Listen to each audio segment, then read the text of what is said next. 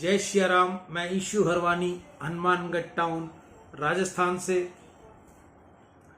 Daily सुबह आपको गंगा दर्शन live दिखाता हूं व गंगा दर्शन का पंचांग सुनाता हूं। आज का पंचांग संक्षिप्त में श्रवण मासे कृष्ण पक्षे सप्तमी शनिवार विक्रम संवत 2081 तदनुसार 27 जुलाई 2024 आज सप्तमी रात्रि को लगभग 9:30 बजे तक की है। तत्पश्चात अष्टमी। आज का विशेष दिन भद्रा, पंचक जारी, गंडमूल, रवि योग, काला अष्टमी, मासिक कृष्ण जन्माष्टमी, केंद्रीय रिजर्व बल पुलिस स्थापना दिवस। ये था आज का संक्षिप्त में पंचांग। कल हमने आपको कथा तत्वार्थ रामायण से रामम देही सुनाई थी। आज 31वां अध्याय राम जी का वैराग्य। राम जी का वैराग्य आज हम आपको सुनाने जा रहे हैं। विश्वामित्र जी के कहने से वशिष्ठ ऋषि ने रघुनाथ जी को दिव्य उपदेश दिया। उन्होंने महात्मा योग वशिष्ठ कहते हैं। योग वशिष्ठ महारामायण यह एक स्वतंत्र ग्रंथ है, ज्ञान प्रधान ग्रंथ है। यह ग्रंथ बहुत बड़ा है। समस्त ग्रंथ पढ़ने समझने में बहुत कठिन है, परंतु तुम्हें जब भी अनुकूलता मिले तब उसका पहला प्रकरण अवश्य पढ़ लेना। योग वशिष्ठ ने पहला वैराग्य प्रकरण है। यह प्रकरण विशेष पढ़ने योग्य है। यह जगत क्या है, यह शरीर क्या है, जगत के संबंध क्या है, यह समस्त बात बहुत विस्तार से बताई है। इसे पढ़ने से वैराग्य आता है। संसार के समस्त सुख तुच्छ लगते हैं। संसार के सुख तुच्छ लगे वहीं से भक्ति का प्रारंभ होता है।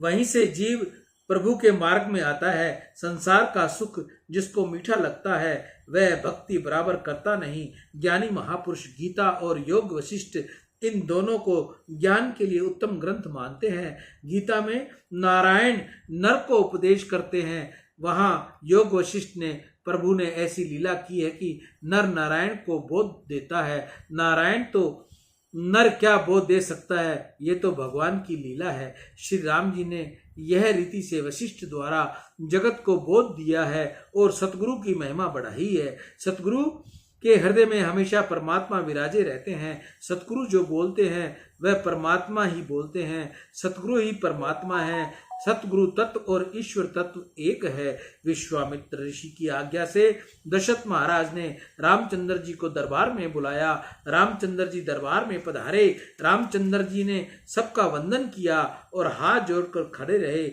विश्वामित्र ने राम जी से पूछा, कोई चिंता आपको इतना क्लेश दे रही है, क्या कारण है? राम जी ने कहा, गुरुदेव मैंने अध्ययन किया, तीर्थ यात्रा की, मैं बहुत घूमा, मैंने सब कुछ देखा, परंतु इस सब पर विचार करता हूं तो इस निर्णय पर आता हूं कि यह जो कुछ दिखता है वह सब मिथ्या है, दुख रूप है। इस सब को छोड़कर मैं जाना चाहता हूं। मुझे सर्वस्व का त्याग करना है। मुझे इस राजमहल का जीवन अच्छा नहीं लगता। यह क्षुद्र जीवन है। पशु और पक्षी जो सुख भोगते हैं उस सुख में ही मेरा जीवन पूरा हो तो मुझमें और पशु में क्या अंतर है? मुझे तो नित्य अविनाशी आनंद को जानना है। ये जीवन क्षण भंगुर है। लोग मरने के लिए ही जन्म लेते हैं और जन्म लेने के लिए ही मरते हैं। संसार सुख अनित्य है, भोग अस्थिर है, अपदा रूप है। यह सब दृश्य पदार्थ खोटे हैं। आत्मा ही सत्य है। जो खोटा है वह खोटा ही है। माया है, प्रपंच है। प्रपंच के साथ सत्य का कोई संबंध नहीं। मैं आत्म स्वरूप हूँ, सत्य स्वरूप हूँ, आनंद स्वरूप हूँ। फिर भी इस दुख रूप असत्य संसार के साथ मेरा संबंध वेद गया है। धन नष्ट होने पर, दरिद्री होने के बाद कोई भगवान मनुष्य समय ही भविष्य की दशा संभालने में चितित रहे, उसी प्रकार मैं भी परम आनंद से भटककर इस संसार की अति सुख में खटपट में पड़ा हुआ हूँ और उसी से वंचित रहता हूँ। मनुष्य अज्ञान में डूबा हुआ है। मोह के कारण उसकी विचार शक्ति मंद पड़ गई है। अपने स्वरूप को वह भूला हुआ है। संसार के सुंदर लगने वाले अनेक विषय उसके विवेक को चुरा लेने लगे हुए हैं। मनुष्य विवेक खो बैठा है, वह विषयों के पीछे दौड़ता है और इससे दुखी होता है। इससे तत्व को जाना है जिसने ब्रह्म ज्ञान प्राप्त हुआ है, ऐसा ज्ञानी महापुरुष ही इस विषय विकारों को मार सकने में समर्थ है। अन्य समस्त जीव माया में फंसे हुए हैं, अज्ञान में डूबे ही रहते हैं। राम जी ने आगे कहते हुए कहा, मनुष्य को महान रोग लगा हुआ है। अहंकार मोह से भी उत्पन्न होता है और तृष्णा अहंकार में से उत्पन्न होती है।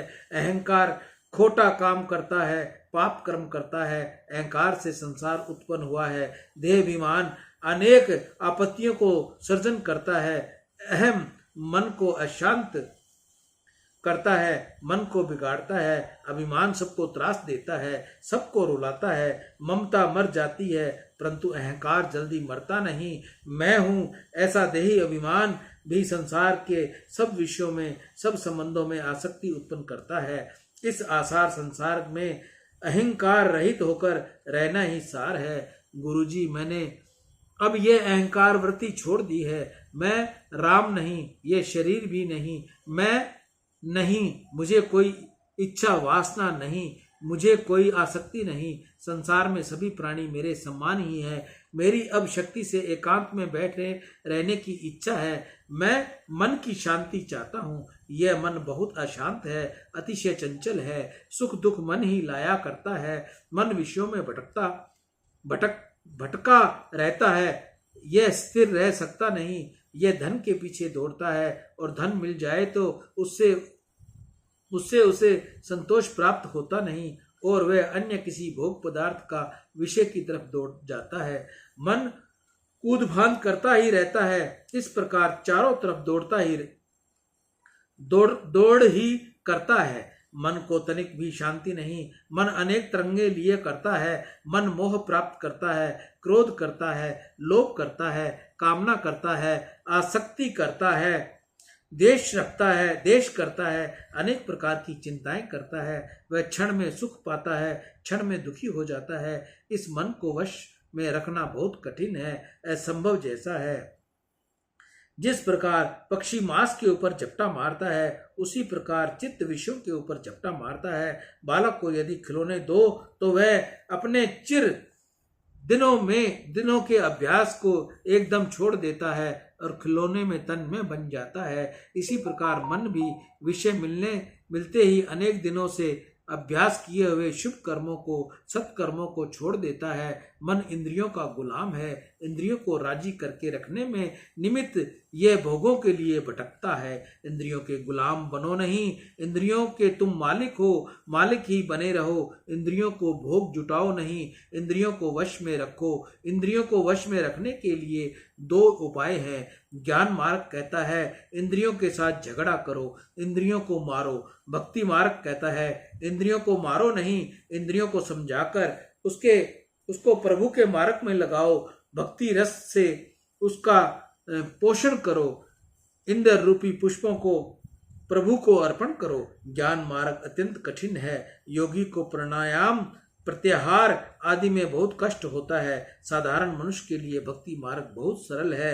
भक्तों को भक्ति में अतिशय आनंद मिलता है। जगत में दो मार्ग हैं, एक त्याग का, दूसरा समर्पण का।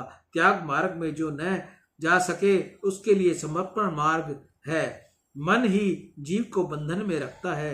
मनुष्य की मुक्ति के लिए इच्छा होने पर भी मन उसे सावधान करने देता नहीं। मनुष्य मन का कैदी बन गया है। इस मन रूपी शत्रु को जीतने के लिए महापुरुषों ने शम दम आदि को साधन बताए हैं। उनको करने के लिए बहुत आवश्यकता है। चित हो तो ही संसार है। इस संसार को मन की कल्पना ने ही उपजाया है। मन का कोई आकार नहीं। मन स्वयं कल्पित है, असत्य है। इस कल्पित मन को कल्पना से उत्पन्न हुआ संसार भी कल्पित और मिथ्या है। 84 लाख योनियों के चक्कर में पड़ने का ही नाम संसार है। चित्त का लक्ष्य हो, चित्त का लय हो जाए तो संसार का लय हो जाता है, मुक्ति मिल जाती है। इसलिए मन को मारने का मैं उद्योग करता हूँ।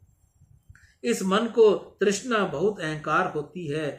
वह विवेक को ज्ञान को ढक देती है। तृष्णा मोह रूपी अवतरण खड़ा कर देती है। ये तृष्णा जीव को बहुत बहुत दुख देती है। वह मनुष्य के आनंद सागर को सुखा डालती है। उसके हृदय को कोमलता को नष्ट कर डालती है। तृष्णा हृदय को कठिन बनाती है, जड़ बनाती है। तृष्णा मन को बहुत अशांत करती है, पतंग की डोर के समान चढ़ती है। तृष्णा मन को एक ग्रत होने देती नहीं। विवेक वैराग्य प्राप्त करने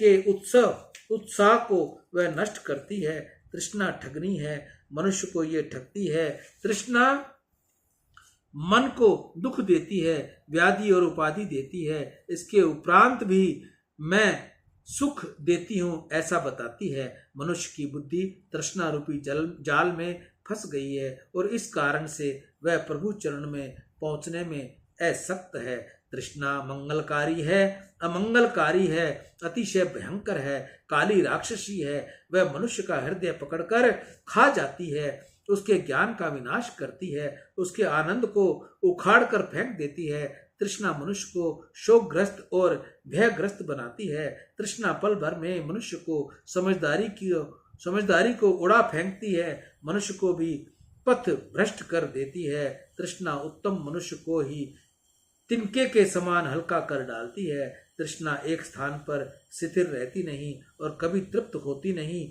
मनुष्य की अवस्था जैसे जैसे वृद्ध होती है वैसे वैसे उसकी तृष्णा बहुत युवा बनती है।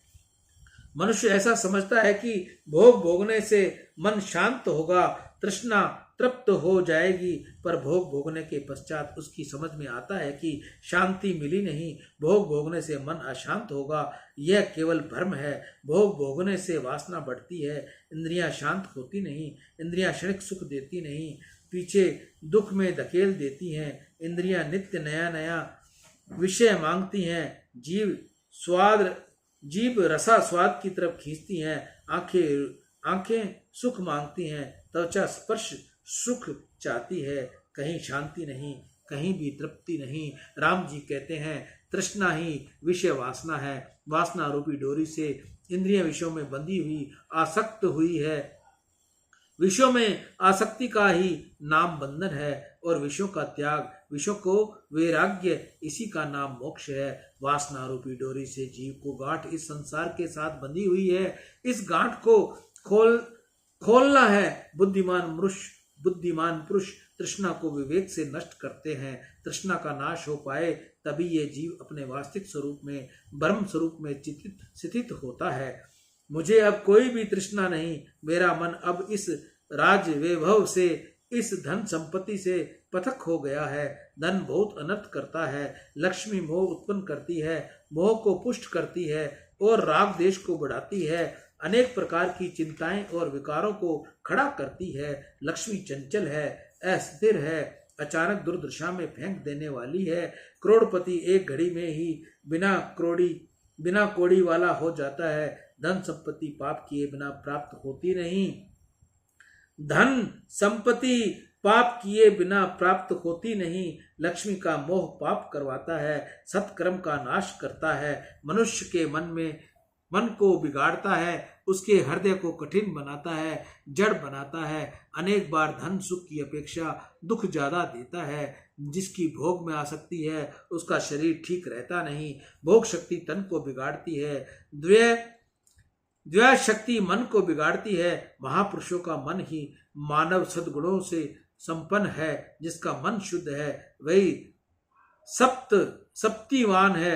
संपत्तिवान है। धन का जिसके संचय किया है वह धनवान नहीं, परंतु जिसने सद्गुणों का संचय किया है वही धनवान है। जो असंतोषी है वह दरिद्र है। सद्गुणों के से ही शीन से हीन मनुष्य दरिद्र है। राम जी ने विश्वामित्र ऋषि से कहा, इस जीवन का कोई भरोसा नहीं। देह क्षणभंगुर है, अनित्य है। फिर भी मनुष्य ऐसा समझ बैठा है कि शरीर ही आत्मा है, मैं ही शरीर हूँ। मनुष्य अस्थिर आयु को पकड़कर रखने की इच्छा करता है, नित्य स्वरूप आत्मा का दृष्टिपात करता नहीं और इससे अंत में दुखी हो जाता है।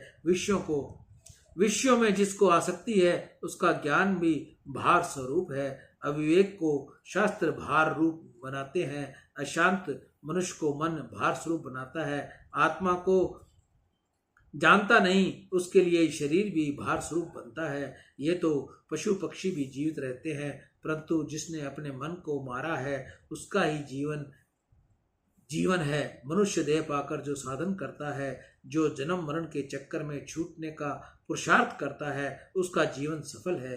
काल ही मनुष्य के पीछे पड़ा हुआ है।